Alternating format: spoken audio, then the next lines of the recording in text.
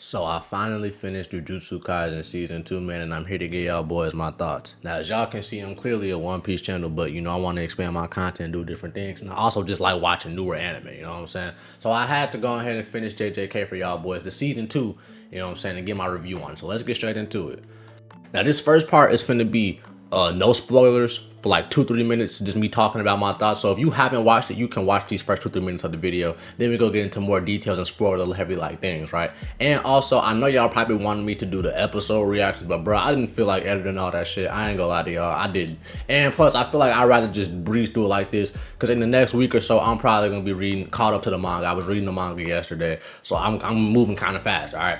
But anyway, if you have not watched JJK Season 2, man, the Shibuya incident, I think you should watch it, right? Not only because it's kind of trending right now. For one, my nigga, the fights in that shit are fucking amazing. You know what I'm saying? I'm not even a nigga who, when it comes to anime, the fights is the main thing I'm looking for. But nigga, the fights and the animation in this shit was godly. I ain't gonna lie to y'all boys.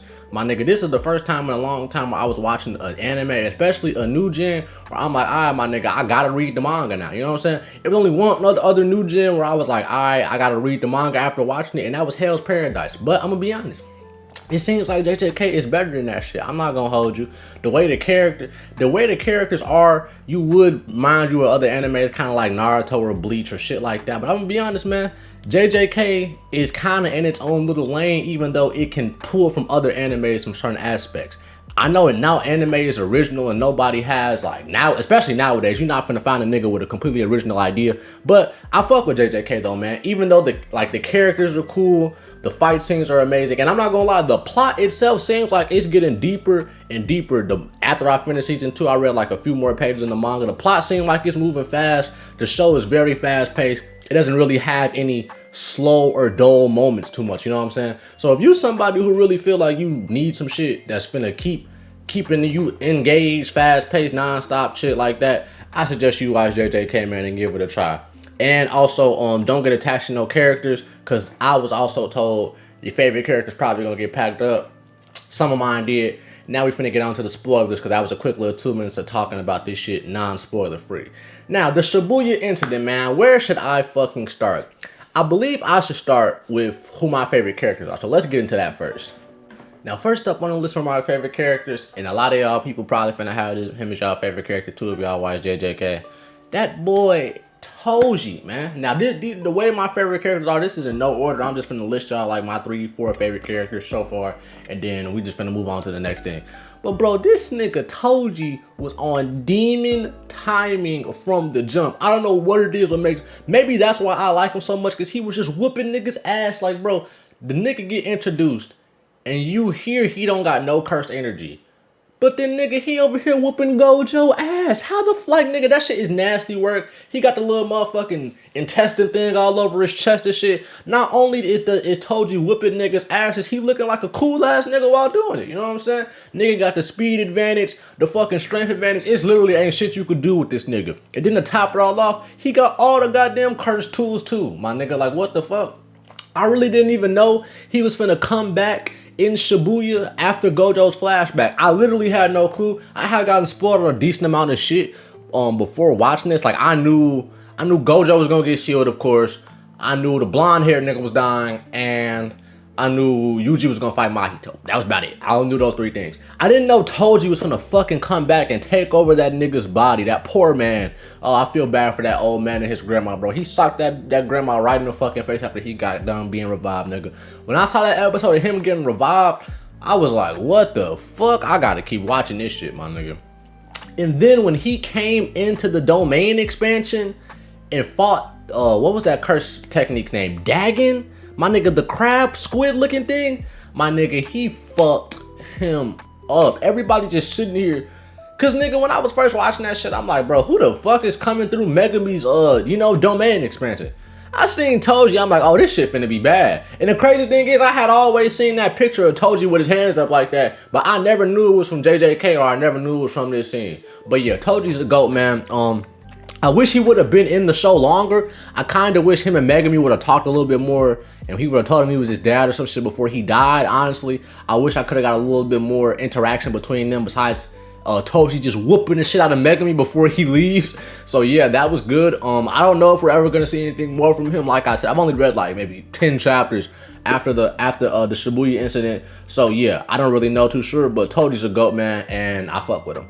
Next, bro, going along with Toji, of course, I fuck with Megami, you know what I'm saying? I usually don't like the Sasuke-esque side characters who are quiet and shit like that. I know he doesn't really remind me of Sasuke, but I'm just talking about the, you know, the other person alongside the main character. It's usually a Sasuke-ass nigga anyway. But I fuck with Megami, man. You know what I'm saying? I like his moral and his idea of him saying he only saves people who he feels like are worth saving. Cause I you know what I'm saying? That's kind of relatable. I feel him on that shit. I'm only saving niggas who are worth saving too, bro. I'm not saving pieces of shit who have committed crimes and done notorious things their whole life. You know what I mean? Megami also, I like how in the first season as well, how when he had that flashback with Gojo was telling him to like loosen up more and shit, and then Megami started going crazy and tried to do his domain expansion. I think that was the point where I really started fucking with him, because I'm like, when this nigga lets loose, he looked like he could be crazy. So, hey, I'm hoping to see more good shit out of Megami. I know this next arc in the manga, the Culling Games, kind of pertains to him, because I started reading it, like I said, and y'all can also expect a video on that coming out maybe for the next week or so, depending on how fast I can read that shit, because I want to catch up and make weekly videos on JJK. And my next favorite character, actually, we're gonna say that boy for last, because he's probably my top one. Sukuna is next, right? We didn't see too much of Sukuna this arc.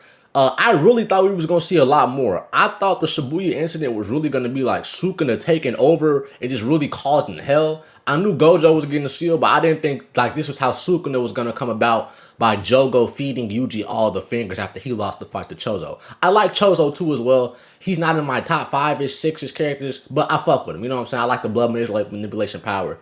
But I don't know. I feel like Chozo might get killed off. I don't know, man. I'm gonna read the manga and we're gonna talk about that. We also gonna talk about the deaths in a few minutes too. But that boy Sukuna's nice, man. Him versus Jogo was nasty, my nigga. In the intro, when he was doing that green goblin ass laugh and was like, nigga, if you can land one hit on me, I'll serve on you. That nigga Sukuna was not playing around with him, bro. Sukuna is like so disrespectful and such an asshole, it don't make no sense. This nigga Jogo is over here crying in his fucking his life flashing before his eyes. Nigga Gojo looking down at the tears. He gonna ask Sukuna, what is this feeling? Sukuna gonna say, shit, I wouldn't know. And he just cuts to Jogo being on fire. Like, nigga, that shit was funny. Sukuna is an asshole, man. I'm really interested to see how his character's gonna act whenever he fully comes about. You know what I mean? So yeah. And my final favorite character, my boy, this nigga's probably finna be top one until I keep reading the manga and somebody replaces him. I wish somehow he comes back, but I don't fucking know. We're gonna see. That boy, and a lot of y'all niggas might hate this, that he's my favorite character, but I don't give a fuck. That boy Mahito, man. I don't know what it is about this nigga Mahito, bro. But that nigga is fucking cold as shit. Now, Toji is cold as shit too. But Mahito is an absolute killing murder machine. Toji at least got some compassion for some shit. You know what I'm saying? He cares about his son. He cares about... I feel like Toji, you know what I'm saying? He cares about shit. Mahito don't care about a goddamn thing in this world if he ain't murdering humans for funsies, my nigga. He could give a damn if he's not doing that real shit. My nigga, when he was what was my favorite Mahito fight? My nigga, when he came back in on Mekamaru with the drill and hit his ass with the domain expansion, oh my fucking god, nigga.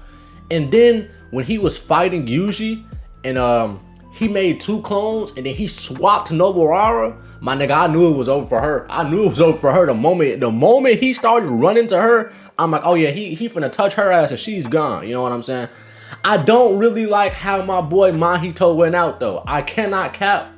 I don't like it, bro. At first, I was kind of confused because I'm watching this shit. I'm like, why the fuck did he just try to push Ghetto? Ghetto, however the fuck you say bro's name. You know what I'm saying?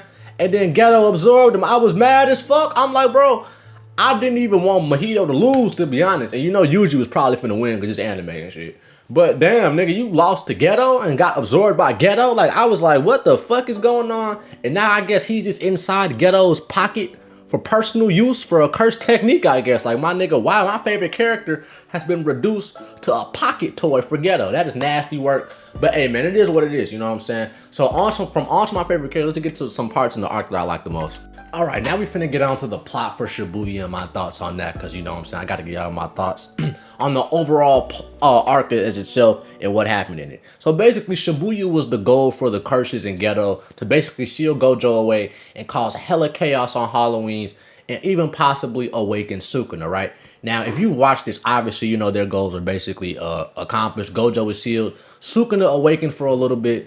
And I guess they caused hella chaos, you know what I'm saying? Ghetto has Mahito now, and a couple of other cursed spirits like the Hanabi flower and Jogo are dead. Now, I don't know what the fuck Ghetto's probably gonna want to do next. I know it's the culling game, and I read a few chapters, and he's the one and like it's the culling game and shit that's gonna be next. So yeah, as far as this plot though, this is a good ass plot, and I'm gonna be honest, I feel like every anime needs this type of season, bro.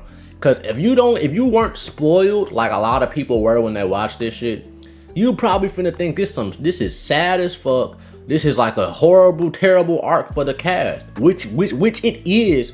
But I feel like every anime needs that arc where you just have nothing but despair. Your characters feel hopeless, nothing but just fights, and your characters is just losing. Like not every character, but y'all know what I mean. Like how the JJK characters was losing, how Nanami died, how Nobuara died, the old man Zenin dude died. You know what I'm saying? I feel like every arc needs something like this, especially like when it's not too far in to get readers engaged and to really get people to see the consequences of what could go on in your story. And obviously, then those are not even all the consequences, you know what I'm saying? Also, Gojo got sealed. Like, I feel like that was the main thing. I feel like in this arc, you really got to see how important Gojo was, because in the first season, and you know, even in the first few episodes of the second season in Gojo's flashback, I was thinking to myself, like, okay, Gojo is so OP, but like, I knew he was gonna get sealed because I got spoiled. So I'm just like, what happens when Gojo's not around? And you see the real weight that Gojo carries when he's not around, because niggas are real life scared shitless of Gojo. Humans, curses, sorcerers, everybody fears Gojo, my nigga. Like, that is actually kind of nasty. At first, I'm thinking he just, you know, the writer just wrote him to be an OP little bastard, cocky and shit, running around and be cool. But no, this nigga is actually important as shit, and he holds weight. Curses go running rampant when Gojo's not around. Just the thought of that nigga being there scares niggas off, and I can't lie, that's cold as fuck to me. All right, now we finna get on to like some questions, comments, concerns type of things, right? Now this is finna be more of a discussion and some of my thoughts on things that might have confused me or things that might have troubled me when I was watching it. Now let's talk about Ghetto and this little brain curse thing, right?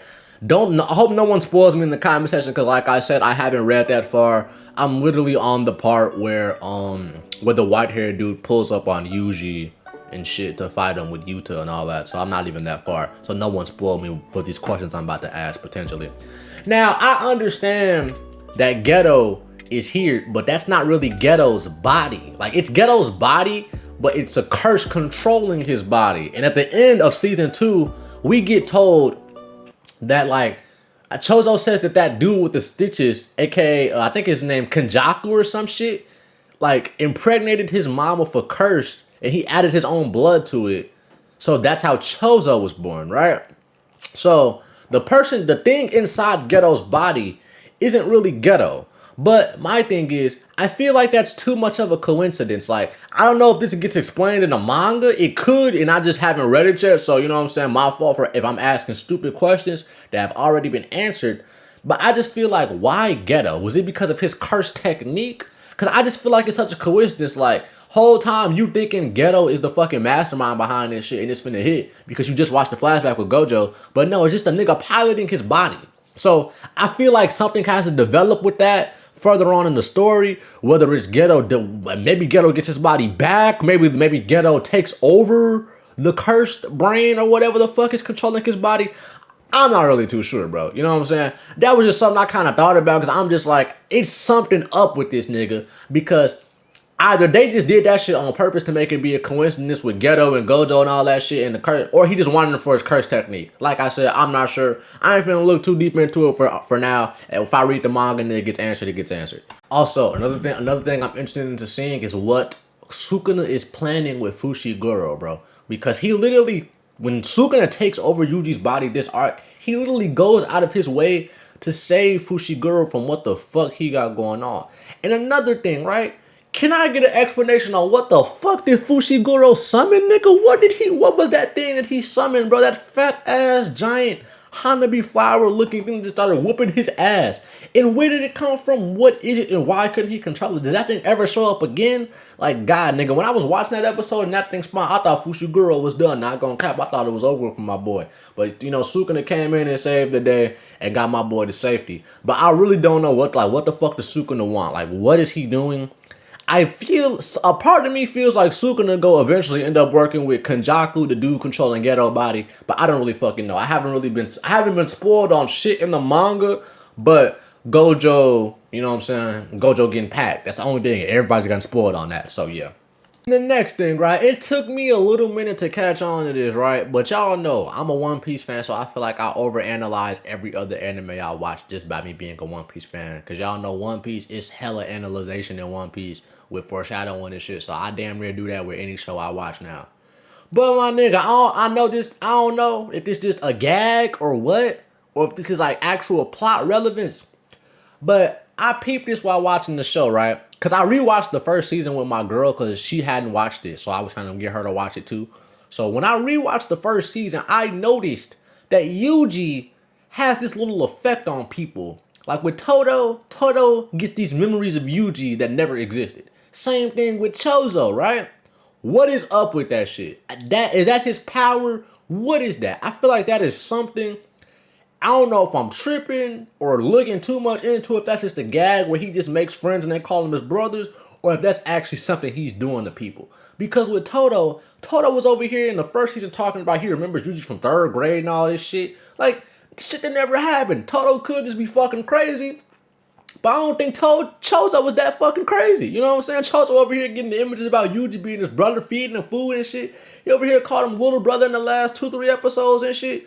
I'm lost as fuck. I don't know. I don't know where the fuck it's coming from, honestly. Like I said, I only read like 5-10 chapters afterward or some shit. I don't really know, man. I don't know if it's gonna get explained in the manga. Hopefully it does. But I probably will be back for y'all boys with another JJK video maybe in the next week or two. But to wrap this all up, man, JJK Season 2 was very gas. If you somehow made it this far into the video, I appreciate you gladly, because I know this isn't going to be One Piece content, so this might not even get hella views, but who cares? I wanted to give my opinion on JJK. I'm probably going to keep giving my opinion on JJK. Very good story. My number one new gen was probably Chainsaw Man before this. I'm really leaning towards making JJK my number one. I'm not gonna lie. I haven't read Chainsaw Man Part 2. If y'all want me to react to that and read some of that too, I will, because I haven't read any of that. It was part 2. So I don't really know how that's coming for the new season of that. But yeah, right now, I think JJK might have my number one spot for top 10 new gens, you know what I'm saying? I heard the manga's ending in 2024. So I plan on catching up within the next week or two and giving y'all boys more videos on the Culling Game arc and whatever other arcs are going on in the series, you know what I'm saying?